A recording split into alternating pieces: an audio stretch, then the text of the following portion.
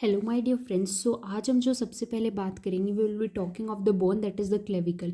हम क्लेविकल के बारे में बात करते हैं। तो सबसे पहले अगर हम बात करेंगे यार, हमें अगर फॉर एग्जांपल हमें बोन दी जाए तो फर्स्ट ऑफ ऑल हमें आना चाहिए उसका साइड डिटर्मिनेशन कि वो कौन सी साइड की बोन है। ठीक है, तो अगर मैं बात करूँगी क्लेविकल के साइड डिटर्मिनेशन के बारे में तो उसके अंदर कुछ पॉइंट होता है। बट उससे पहले देखो क्लेविकल का मतलब क्या है। क्लेविकल का मतलब होता है एक स्मॉल की। अब देखो यार, इसकी जो शेप है वो इट सीम्स ये की तरह अगर हम ऐसे करें, देखो ये एक की जैसी लगती है, इसकी वजह से इसका नाम क्लेविकल है। क्लेविकल का मतलब होता है स्मॉल की। ठीक है, अब अगर मैं बात करूं then we will be talking of its side determination. Side determination के लिए सबसे पहले तुम देखो, एक हमारे पास ये एंड है, ये तुमने देखा होगा, ये देखो ये थोड़ा फ्लैट दिख रहा है, ये वाला एंड हमें फ्लैट दिख रहा है।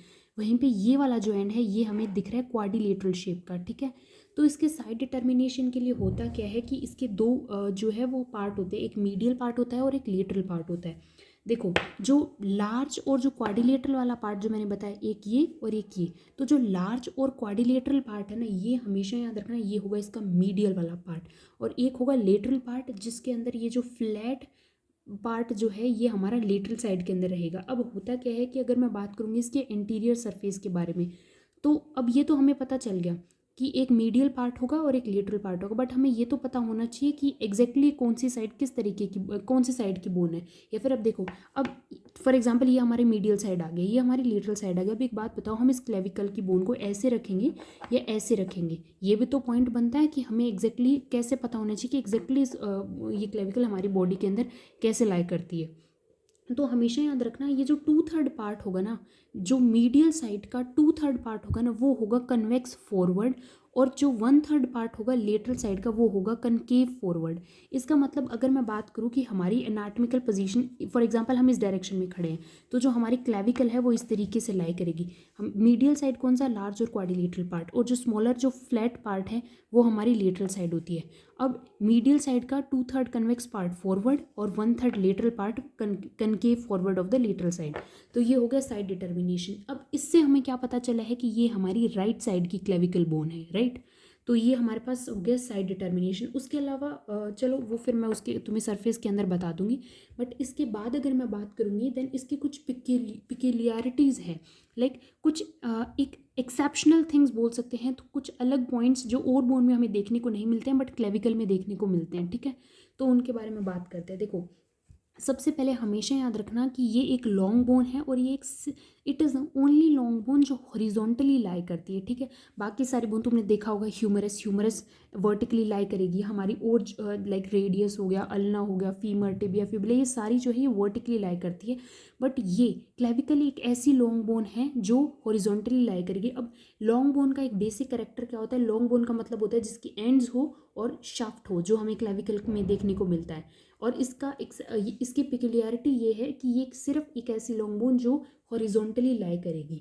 अब उसके बाद जो दूसरा पॉइंट इसकी जो पिक्यूलियरिटी के अंदर आता है वो आता है कि ये सिर्फ ऐसी एक अकेली लॉन्ग बोन है जिसके 2 प्राइमरी सेंटर ऑफ ओसिफिकेशन होते हैं। हमेशा याद रखना जो बोन्स होते हैं वो बेसिकली उनका प्राइमरी, देखो 2 सेंटर ऑफ ओसिफिकेशन होते हैं, एक प्राइमरी सेंटर एक secondary centre. Primary centre of ossification होता है जो during our intra uterine life हम देखते हैं, जेस्टेशन पीरियड के टाइम जो ओसिफिकेशन होता है उन सेंटर्स को बोलते हैं प्राइमरी सेंटर ओसिफिकेशन। और सेकेंडरी सेंटर ओसिफिकेशन जो आफ्टर बर्थ जो ओसिफिकेशन होता है जिन पॉइंट्स पे सेंटर्स पे, उनको सेकेंडरी सेंटर बोलते हैं। तो लेकिन क्लेविकल के अंदर होता क्या है कि 2 प्राइमरी सेंटर ऑसिफिकेशन था but 2 primary centre of ossification है इस अकेली लॉन्ग बोन के अंदर। ठीक है, ये सेकंड पॉइंट हो गया। तीसरा पॉइंट आता है कि इसके अंदर मेडुलरी कैविटी नहीं होती है। मेडुलरी कैविटी नहीं होने का मतलब पता है क्या, इसका मतलब ये हो गया कि इसके अंदर बोन मैरो नहीं होगा। तो ये एक सबसे सिंपलेस्ट बोन है जिसको हम स्टडी करते हैं। बिकॉज यार एक बात बताओ, बोन मैरो का चक्कर ही नहीं है इसमें क्योंकि मेडुलरी कैविटी नहीं है।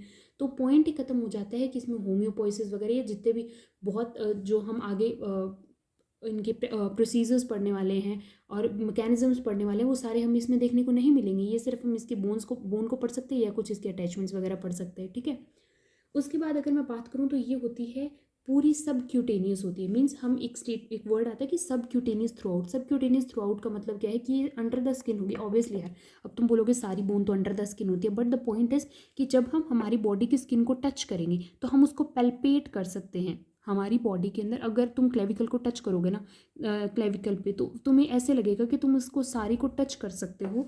तो इसका मतलब ये पूरी क्या है, सबक्यूटेनियस है थ्रू आउट। और अगर आपसे पूछे कि फर्स्ट बोन कौन सी है जो ओसिफिकेशन करती है, तो clavicle is the only bone, या फिर मैं कह सकती हूँ ये फर्स्ट बोन जो ओसिफाई स्टार्ट करती है वो भी क्लेविकल होती है।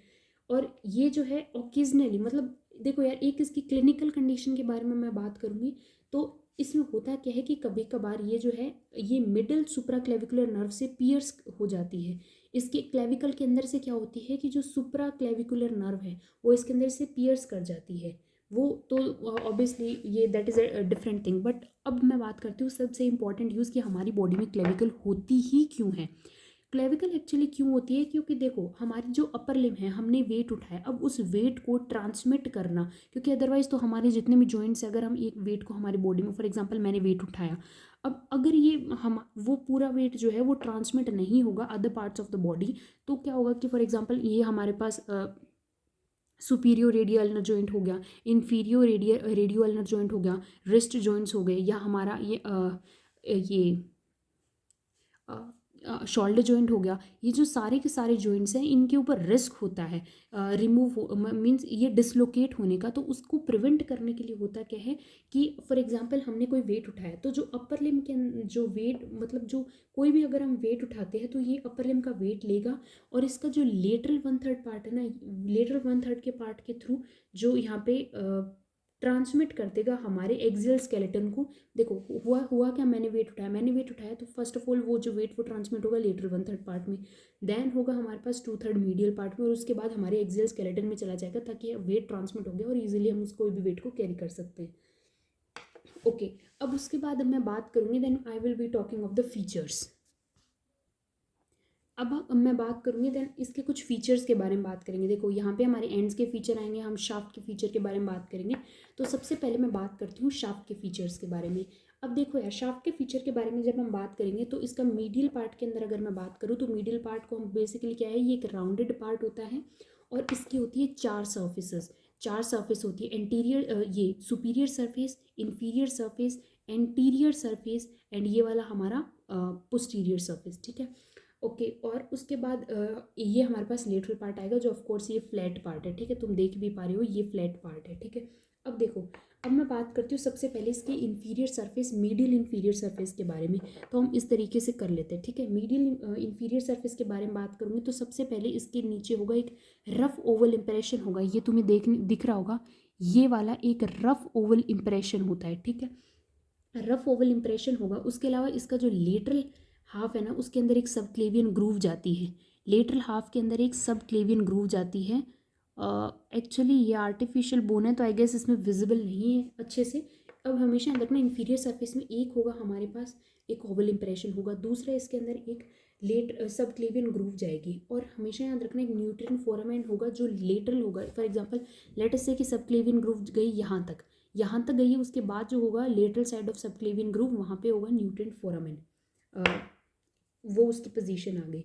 अगर मैं इसके सुपीरियर सरफेस के बारे में बात करूँ तो रफ होगा कौन सा, इसका मीडियल सुपीरियर सरफेस जो है।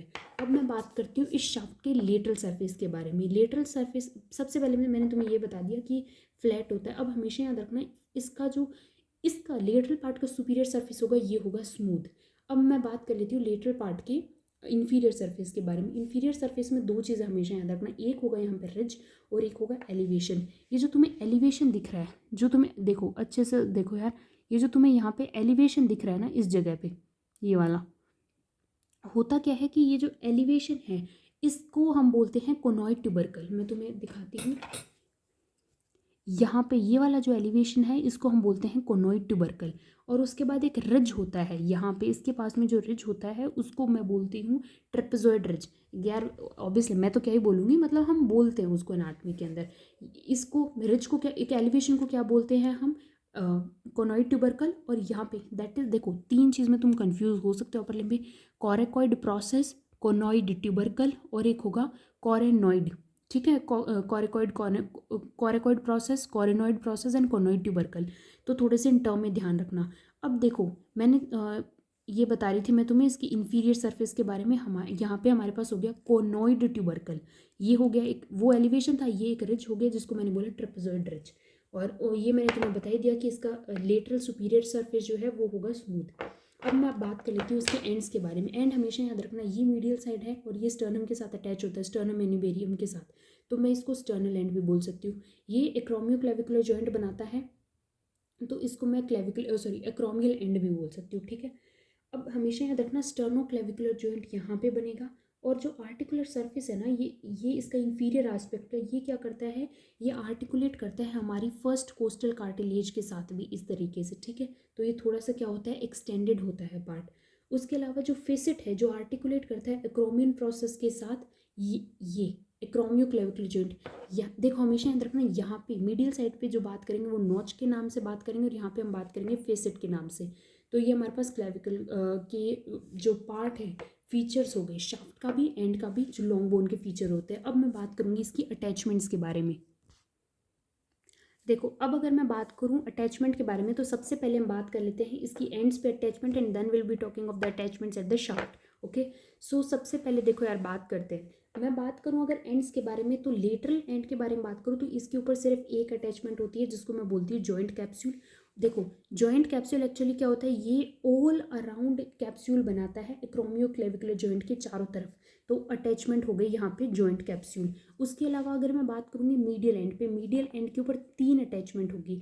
जो सबसे पहला होगा वो होगा fibrous capsule, second is articular disc, और जो थर्ड होगा दैट इज इंटरक्लेविकुलर लिगामेंट। हमेशा याद रखना कि जो हमारे पास फाइब्रस कैप्सूल होगा, ये एक्चुअली करता क्या है, ये स्टेनोक्लेविकुलर जॉइंट के चारों तरफ हमें मिलेगा। देखो कैप्सूल आ गया ना, अब हमेशा याद रखना इस साइड कैप्सूल था जॉइंट कैप्सूल, यहाँ पे फाइब्रस कैप्सूल, तो जिसके नाम के आगे यहाँ पे कैप्सूल आया ना, वो ऑल अराउंड द जॉइंट होगा। यहाँ पे कौन से जॉइंट के अराउंड, एक्रोमियो क्लेविकुलर जॉइंट, और यहाँ पे स्टेनोक्लेविकुलर जॉइंट, ठीक है। उसके बाद जो दूसरा पॉइंट मैंने बोला था मीडियल साइड के ऊपर अटैचमेंट था, वो था आर्टिकुलर डिस्क का। आर्टिकुलर डिस्क का जो अटैचमेंट है वो होगा हमारे पास पोस्टीरियो सुपीरियरली, ठीक है। तो पोस्टीरियर साइड के ऊपर और सुपीरियर साइड के ऊपर जो अटैचमेंट होगा वो होगा आर्टिकुलर डिस्क का, और एक होगा इंटरक्लेविकुलर लिगामेंट जो हमेशा होगा सुपीरियरली, ठीक है। तो अगर दोबारा रिवाइज करें देन हम बोल सकते हैं कि यहाँ पे जो है वो जॉइंट कैप्सूल बनेगा लेटरल साइड पे, मीडियल साइड के ऊपर बनेगा फाइब्रस कैप्सूल। इन ये दोनों कैप्सूल है ये ऑल अराउंड द जॉइंट क्या करते हैं, अटैचमेंट शो करते हैं। उसके बाद अगर मैं बात करूँ तो दूसरा होगा मेरे पास आर्टिकुलर डिस्क। आर्टिकुलर डिस्क जो है वो बेसिकली करता क्या है, अटैचमेंट शो करता है सुपीरियर पोस्टीरियरली, और उसके बाद जो लास्ट अटैचमेंट होगा जो सुपीरियर साइड के ऊपर हमें मिलेगा दैट इज द इंटरक्लेविकुलर लिगामेंट से। ओके, अब उसके बाद ये तो हमारे एंड के अटैचमेंट्स हो गए। अब मैं बात करूँगी शाफ्ट के अटैचमेंट्स के बारे में, ठीक है।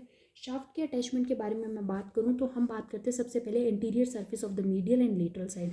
देखो इसका जो इंटीरियर सरफेस होगा यहाँ पे अटैचमेंट होती है पेक्टोरलिस मेजर की, यहाँ पे होती है लेटरल साइड की मीडियल सरफेस के ऊपर, मतलब मीडियल एंटीरियो लेटरल सरफेस के ऊपर। एंटीरियो लेटरल सरफेस के ऊपर मैं बात करूँ अटैचमेंट होती है डेल्टोइड मसल की, और वहीं पे मैं बात करूँ एंटीरियो मीडियल सरफेस पे तो पेक्टोरलिस मेजर। उसके बाद अगर मैं बात करूँ पोस्टीरियर साइड के बारे में, तो पोस्टीरियर साइड के अंदर यहाँ पे जो अटैचमेंट होती है that is means posterior medial surface के ऊपर वो होगा स्टर्नोहायोइड मसल, और जो हमारे पास इस साइड होगा that is the trapezius muscle, trapezius muscle. तो ये कौन सा है, posterior lateral trapezius muscle, anterior lateral deltoid muscle, और हमारे ये anterior medial pectoralis major and the posterior medial that is sternohyoid muscle. उसके बाद हमेशा याद रखना अगर मैं बात करूँगी शाफ्ट के बारे में तो इसके सुपीरियर और इंफीरियर मीडियल साइड के जो सर्फेसेज होंगे वो भी होंगे। सुपीरियर सरफेस एक्चुअली क्या होता है कि ये जो हाफ ऑफ रफ सरफेस होता है ना, इसके ऊपर क्लेविकुलर हेड ऑफ द स्टर्नोक्लीडोमेस्टोइड का क्या होता है, अटैचमेंट होता है। क्लेविकुलर हेड ऑफ स्टर्नोक्लीडोमेस्टोइड किसके ऊपर, सुपीरियर सरफेस के ऊपर। अगर मैं बात करूँ इन्फीरियर सरफेस के ऊपर तो आई विल बी सेइंग ऑफ कि ये जो इन्फीरियर सरफेस के ऊपर मैंने तुम्हें यहाँ पे ओवल इंप्रेशन दिखाया था, देखो मैंने यहाँ पे तुम्हें क्या दिखाया था, एक ओवल इंप्रेशन दिखाया था, ठीक है। तुम्हें दिख रहा होगा अच्छे से, हाँ ये वाला मैंने ओवल इंप्रेशन दिखाया था तुम्हें, ये ना ओवल इंप्रेशन एक्चुअली यहाँ पे अटैच होता है कोस्टोक्लेविकुलर लिगामेंट। वापस बात करते हैं पेक्टोरलिस मेजर, यहाँ पे स्टर्नोहायोइड स्टर्नोक्लीडोमेस्टोइड मसल, और यहाँ पे होगा कोस्टोक्लेविकुलर लिगामेंट, ठीक है। दोबारा बात करते हैं, पेक्टोरलिस मेजर, स्टर्नोहायोइड, स्टर्नोक्लीडोमेस्टोइड एंड कोस्टोक्लेविकुलर लिगामेंट। वहीं पे यहाँ पे होगा डेल्टोइड और यहाँ पे होगा ट्रेपीजियस।